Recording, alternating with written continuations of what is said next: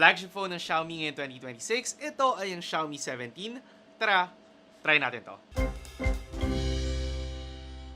So a few months ago nga na-release ang Xiaomi 17 at siya yung flagship model or flagship device ng Xiaomi.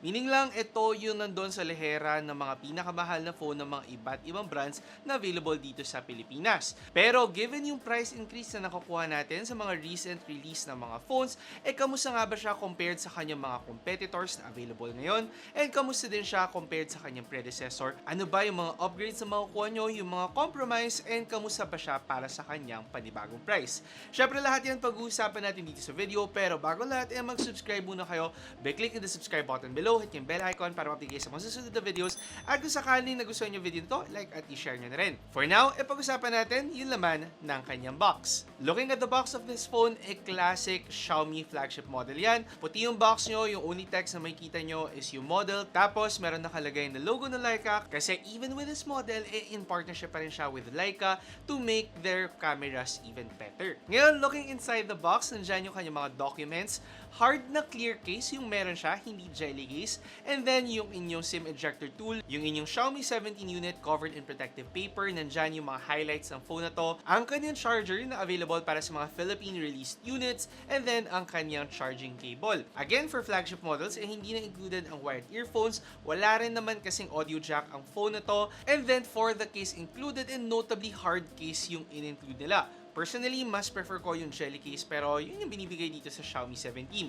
Ngayon, dito naman tayo sa design ng phone na to. Sabi ko, very familiar or parang classical yung look na ginamit nila. Gumagamit siya ng matte glass finish dito sa likuran. Available siya in 4 different colors. Yung meron ako is yung color na ice blue, and available din siya in venture green, alpine pink, pero exclusive to for the 512GB version. And then finally, color black kung gusto yung plain and simple color lang talaga. In terms of design, sabi ko very classic phone yung may kita nyo. Yung camera niya, madami na ako nakitang phones na nag-release ng ganitong klase ng camera. Yung form factor niya, marami na rin ako nakitaan ng phones sa ganito. Flat yung kanyang back, flat yung kanyang front. So nothing revolutionary in this end. More on parang refinement yung ginawa nila sa design ng Xiaomi 17. In terms of durability naman and materials, gumagamit sila ng Xiaomi Shield Glass dito sa harapan. Sa likuran naman, fiber glass yung ginagamit niya, and then for the sides of this phone, aluminum metal ang kanyang material. May IP68 rating pa rin ang flagship models nila this year, and ayun nga, mas panatagay syempre kung sakaling mabasa o kaya malagyan ng onting dust ang inyong phone. For the sides naman of this phone, may kita nyo sa kanyang right side ang kanyang lock button, ang kanyang mga volume buttons, tapos nandito sa baba ang kanyang speaker grills, ang kanyang charging port, and then yung kanyang SIM card tray. Compatible siya for dual SIM and also eSIM, pero nagtitake up ng slot 2 yung eSIM niya if in case gagamitin nyo to. Overall, in terms of design and durability, masabi kong mas nag-stick sila doon sa trademark design nila. Marami kasing Xiaomi phones na ganito din yung itsura for the past few years na rin. Parang binalikan lang din nila tong design na to. And more on refinement yung ginawa nila kung saan mas premium yung materials na ginagamit nila sa kanilang mga flagship phones. Ngayon, sa design naman ng phone na to, meron siyang 6.3-inch na AMOLED display. Mas mataas yung brightness na nakuha nyo. Mataas pa rin yung resolution and refresh rate niya. And of course, meron tayong mga additional features na nakuha na madalas may kita nyo lang sa mga flagship models. Ilan na dito ay yung low blue light, flicker-free, at saka circadian-friendly na makakatulong to sa pagtulog natin and also sa strain na nakuha natin sa mata given na ginagamit natin yung mga phones natin ng halos buong araw talaga. For the audio naman, meron siyang Dolby Atmos speakers. Stereo speakers na yan dahil nga meron siya dito sa baba. Tapos yung pangalawa niya nandito sa may taas na part nakatago or parang medyo nandito sa area ng screen niya. And volume-wise, malakas yung volume na nakuha natin on this phone.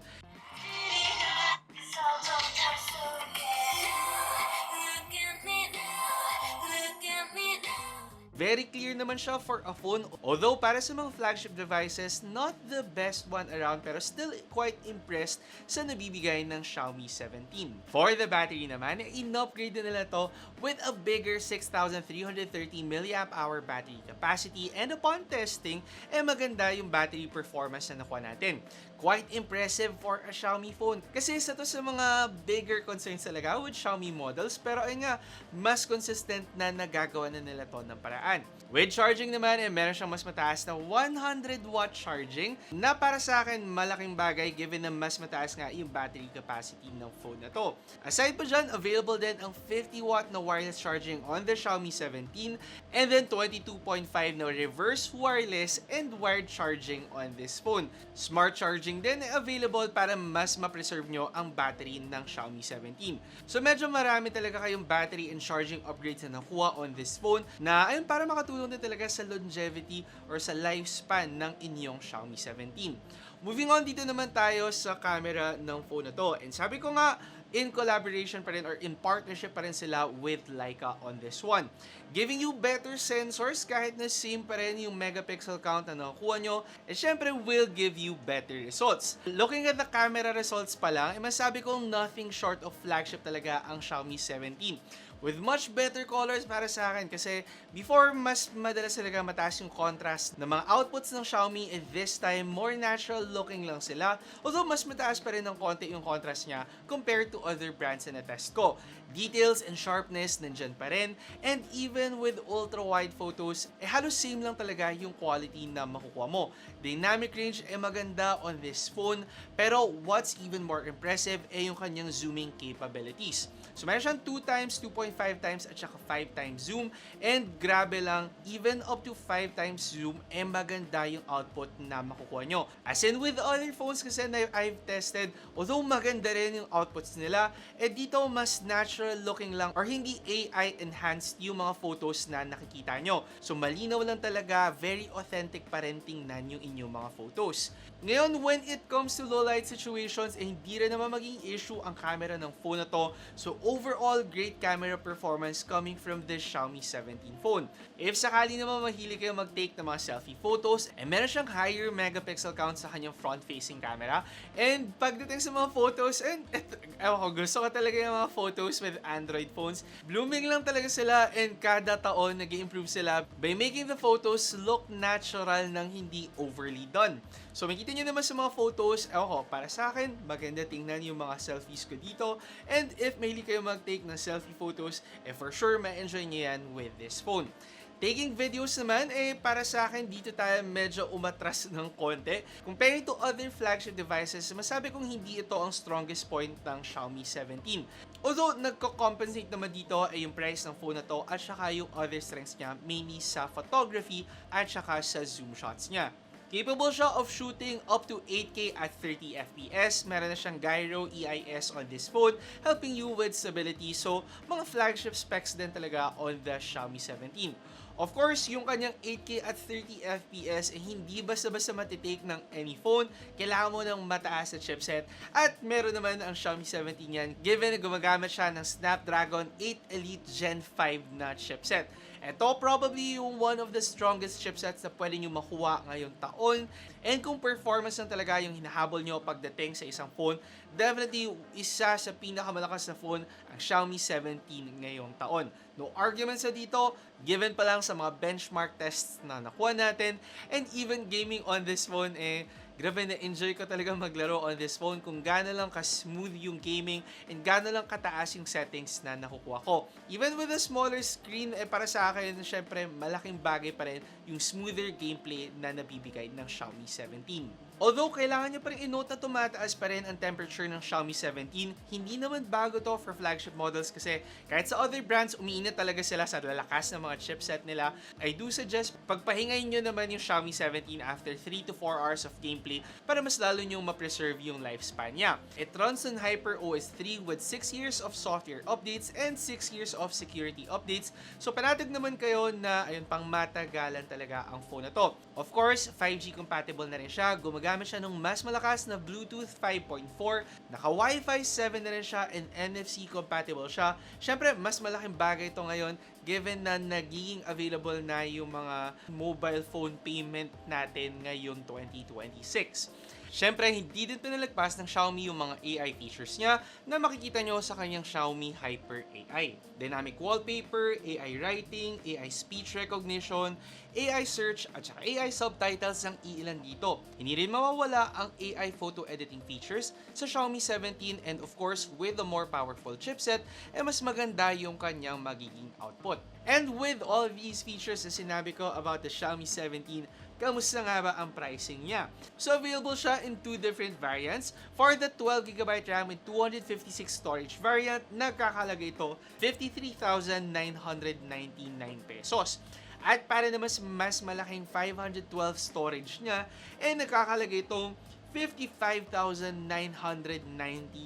pesos. So, meron kayo around 10% na price increase na nakuha on the Xiaomi 17 compared to its predecessor. At kamusta nga ba tong price increase na to? So, again, pang ilang video ko na sinabi to, kung first time yung manood ng video ko ngayon 2026, dahil nga sa nagmamahalang presyo ng SSD at saka RAM ngayon 2026, kasama na dito yung pagmahal ng mga devices natin including phones and laptops. So, expected na natataas talaga ang presyo niyan. Yan plus yung upgrades plus inflation pa dahil grabe sa mga nangyayari sa buong mundo ngayon, expected nyo talaga na magmamahal lahat ng phones ngayon 2026. And with a 10% price increase, masabi ko namang na sakto or justifiable naman yung price increase ng Xiaomi 17.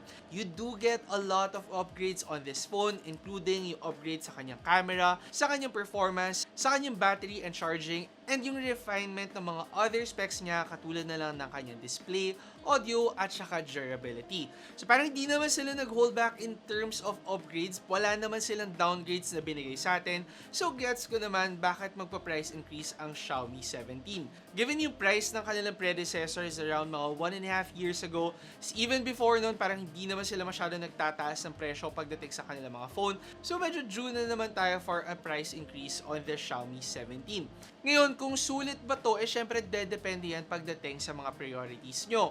Kung sakaling video talaga yung priority nyo, sabi ko, try out the Xiaomi 17 Ultra. Mas maganda yung output nun in terms of video. Pero hindi nyo naman main priority ang video, yung photos talaga and zoom capabilities. Nako, lalo na pag nanonood ka ng concert, definitely magandang option ang Xiaomi 17 para sa inyo. Also, kung habol nyo yung mga maliliit na phone, konti lang yung brand na nag-offer ng mga 6.3-inch na phone. So, ito, masarap siyang hawakan sa kamay. Hindi siya ganun kabigat, hindi siya ganun kalaki. So, one of the few options na mapagpipilian nyo. Definitely a great phone ngayon 2026 and still a great flagship phone. Kasi comparing to other flagship devices na magtataas din, baka magulat kayo at sabihin nyong mura pa ang Xiaomi 17. Anyway, yun na yung masabi ko about the Xiaomi 17. Hopefully, madami kayong nakuha dito mula sa mga tests, sa mga specs na meron sa phone na to. At malaman nyo kung Xiaomi 17 na nga ba ang phone na para sa inyo. Again, kung sakaling hindi pa kayo nakasubscribe dito sa channel, mag-subscribe naman kayo by clicking the subscribe button below. Hit yung bell icon para mabigay kayo sa mga susunod na videos. Tapos kung sakaling nakatulong sa inyo, i-like at i-share nyo na rin. Ako si Alvin, ang new tech guys. See you next time. Ingat! Nagustuhan nyo ba ang video ko? I-check out nyo ang aking channel for more phone, gadget, and laptop reviews. Tapos, meron pa akong tech tips and guides. Mag-subscribe by clicking the subscribe button below at i-hit nyo na rin ang bell icon para sa mga susunod ko pang videos.